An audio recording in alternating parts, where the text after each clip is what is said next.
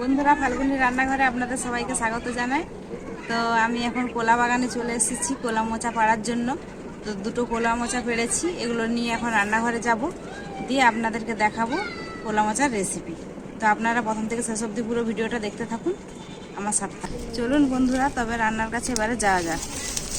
কোলা মোচাটা তুলে নিয়ে এবারে রান্নাঘরে আমি চলে এলাম।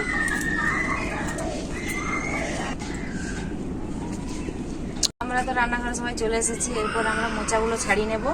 আর এখানে বাদাম নারকেল নিয়েছি। পূজা নারকেলটা ছাড়াও, আর তোরা সবাই মিলে বাদামগুলো ছাড়া, আর আমরা মোচাটা ছাড়িয়ে নিচ্ছি।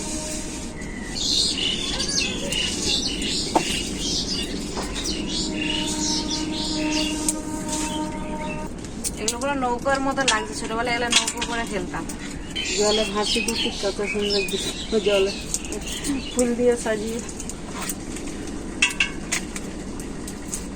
কোথায় নারকেলটা পরে ছাড়াবে, আগে এগুলো ছাড়িয়ে দাও তো।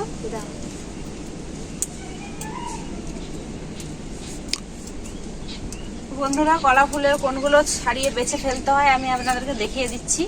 দেখুন, এই যে এরকম একটা অংশ থাকে, এটা ফেলতে হবে। আর এই যে ভেতরে এরকম এই অংশটা, এটা ছিলে ফেলে দিতে হবে, দিয়ে এগুলো খাওয়া হবে।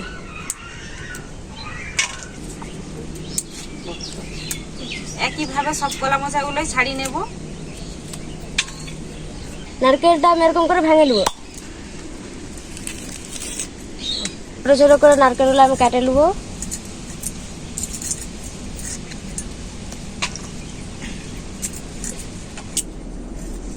কোলা মোচাগুলো আমাদের ছাড়ানো হয়ে এলো।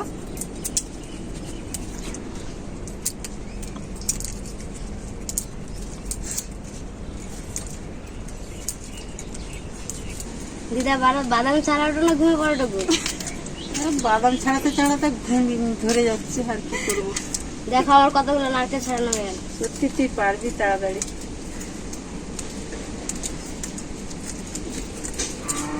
দিদা, নারকেল ফাটাইলে আমি, আর তোমার কাছে কাটান। কি করবো, আমি বাদাম ফাটাচ্ছি। আমার কতগুলো নারকেল কাটা হয়ে গেল, আমি কাটাই খুঁজেছি কোথায়। বাদামের কাছে। কি করে গেল তোমার কাছে বলো। বাদাম ভাঙতে এলো। এটা তো ভালো ব্যাপার। দিদা, নারকেলটা একটু খেয়ে বলো তো কেমন মিষ্টি নাকি। দাও দেখি।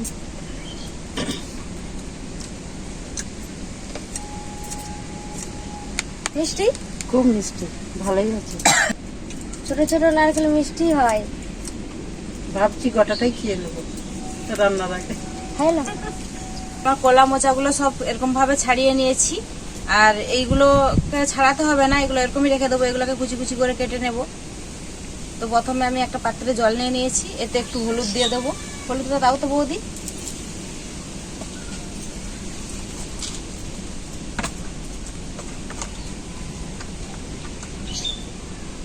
এটা কাটার পর কালো কালো হয়ে যায়, হলুদটা দিলে কালো ভাবটা আসে না। আর এর কষটা যে থাকে, কষটাও কিছুটা এখানে বেরিয়ে যায়, আর কষটা তাহলে লাগে না। এবারে এরকম ভাবে কেটে নেব।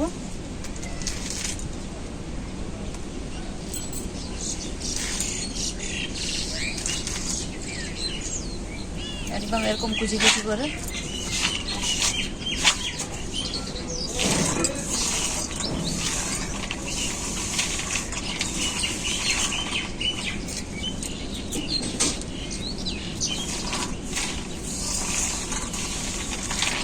দিদা, আমি তোমাকে নারকেল খাওয়াইলে তুমি আমাকে বাদাম দিলে নি যে।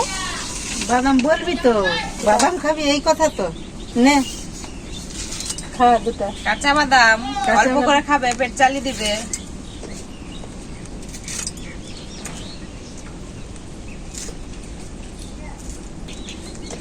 বাদামগুলো একদম কাঁচা বাদাম, কাঁচা তো ওই জন্য।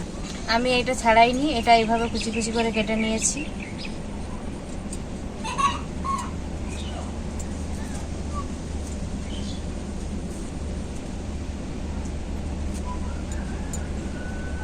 আমার মোচাগুলো সব কাটা হয়ে গেছে।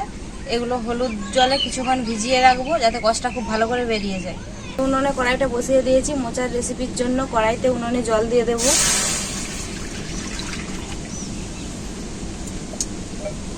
জলে লবণ, হলুদ আর মোচাটা আমি খুব পরিষ্কার করে কচলে কচলে ধুয়ে নিয়ে চলে আসছিলাম। এরপর মোচাটাও দিয়ে দেবো ওই জলে।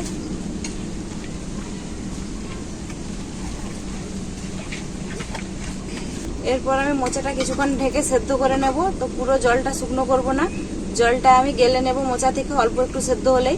কারণ হচ্ছে পুরো জলটা শুকনো করে নিলে তেতো আর কষা ভাবটা লাগবে, আর এইভাবে জলটা গেলে নিলে তেতো আর কষা ভাবটা লাগবে না একদমই। ঢাকাটা খুলে দেখে নেব, মোচাটা একদম হালকা করে সেদ্ধ হয়ে গেছে। মোচাটা নামিয়ে আমি জলটা গেলে নেব মোচাটা। আবারও কড়াইটা উনুনে বসিয়ে দিয়েছি, সরষের তেল দিয়ে দেব।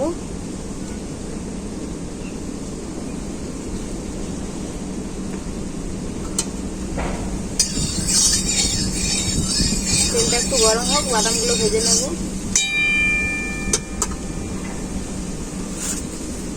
তেলটা খুব ভালোভাবে গরম হয়ে গেছে, বাদামগুলো ভেজে নেব।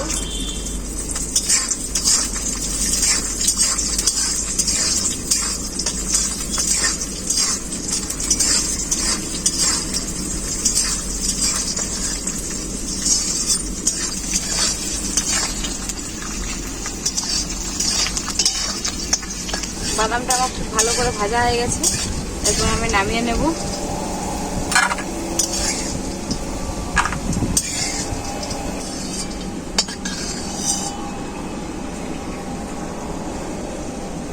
ওই তেলে আর একটু সরষের তেল দিয়ে দেব, কুচনো পেঁয়াজ। এই রেসিপিটার জন্য পেঁয়াজটা একটু বেশি দিতে হবে।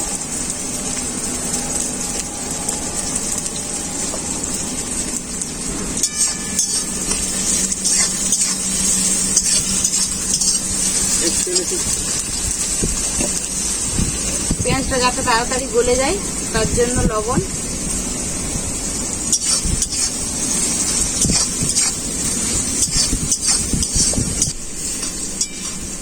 পেঁয়াজটা একদম অল্প হালকা ভেজে নিয়েছি, দেখুন দেখলে বুঝতে পারছি ভালো করে ভাজা হয়নি, কাঁচা কাঁচাই আছে।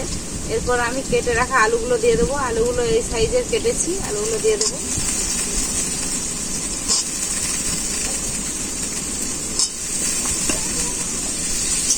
পেঁয়াজ আর আলু একসাথে খুব ভালো করে ভেজে নেব।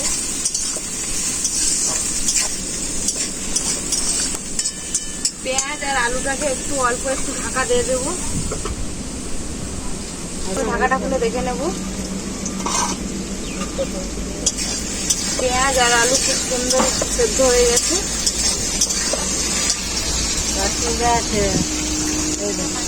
দুটো কাঁচা লঙ্কা, আদা রসুন একসাথে বাটা,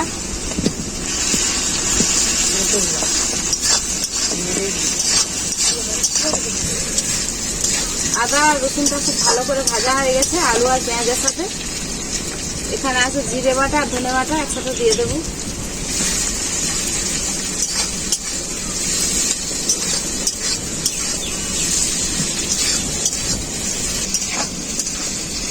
জিরে আর ধনেটাও খুব ভালো করে ভাজা হয়ে গেছে। এখানে আমি শুকনো লঙ্কা বাটা নিয়ে নিয়েছি, দিয়ে দেব।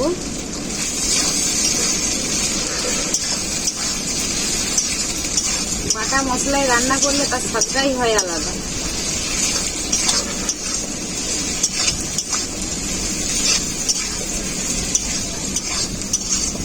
হলুদ গুঁড়ো,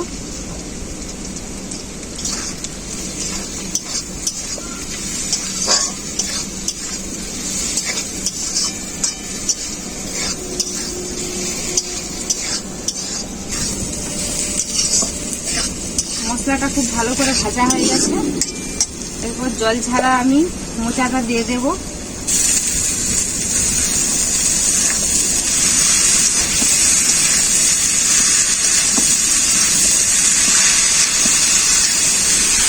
ওর সাথে আমি নারকেলটাও দিয়ে দেবো, দিয়ে ভালো করে কষিয়ে নেব।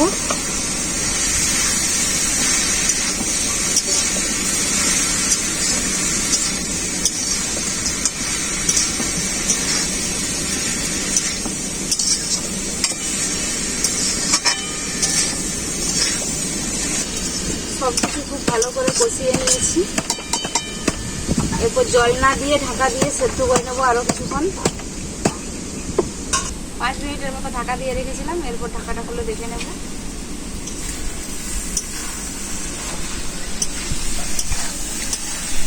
মোচা একদম খুব ভালো করে সেদ্ধ হয়ে গেছে, কড়াইয়ের গায়ে লেগে লেগে যাচ্ছে। এইভাবে খুন্তিতে করে এরপর আমি আলুগুলোকে ভেজে নেব একটু মোচার সাথে।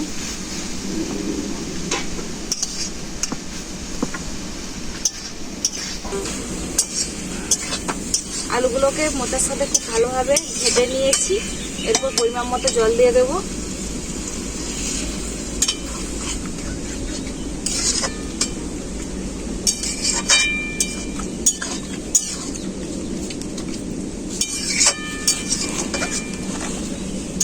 জলটা কিছুটা শুকিয়ে গেছে, এরপর ভেজে রাখা বাদাম দিয়ে দেবো।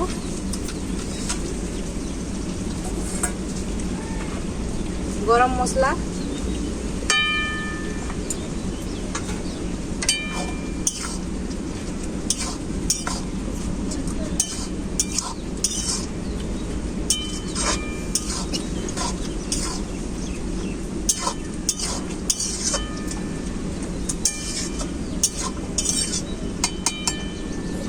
এরপর কিছুক্ষণ ফুটিয়ে নেব।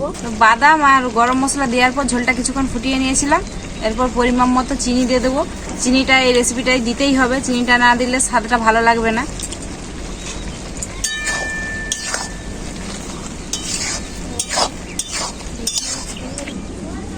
তো আমার মোচার রেসিপিটা এরপর রেডি হয়ে গেছে, আমি নামিয়ে নেব।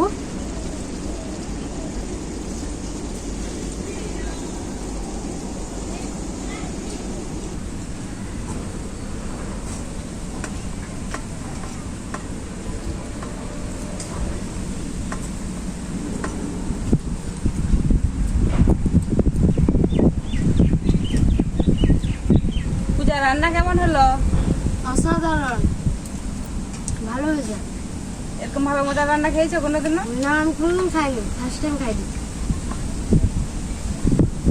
রান্নাটায় মোচা সে কষা ভাব বা তেতো ভাব এরকম কিছুই লাগছে না, দারুণই লাগছে। তোমার কাছে আজকে দাঁড়িয়ে দাঁড়িয়ে রান্নাটা দেখেছি প্রথম থেকে শেষ পর্যন্ত, আমিও বাড়িতে গিয়ে করবো। এরকমভাবে রান্না করলে কষা বা তিতাতে লাগে না। এরকমভাবে মোচাকে রান্না করতে খুবই ভালো লাগে। একদম কষা ভাব বা তেতো ভাব লাগছে না, আমার তো মনে হচ্ছে সবটাই খেয়ে এত সুন্দরভাবে রান্না করে। আমার মায়ের এমনি মোচার তরকারি খুবই পছন্দের, আর হচ্ছে বৌদি ফার্স্ট টাইম মোচার রান্না খাচ্ছে, তো খেয়ে তো বলছে ভালোই হয়েছে। তো কেমন হয়েছে আপনারাও কমেন্ট করে জানাবেন। আপনারাও মোচার রেসিপিটা এইভাবে তৈরি করে খাবেন। আর ভিডিও ভালো লাগলে লাইক, শেয়ার, সাবস্ক্রাইব করে দেবেন। আপনারা ভালো থাকবেন, সুস্থ থাকবেন, নিজেদের খেয়াল রাখবেন। আবার দেখা হবে পরবর্তী ভিডিওতে নতুন কোনো রেসিপি নিয়ে। এখানেই ভিডিও শেষ করলাম।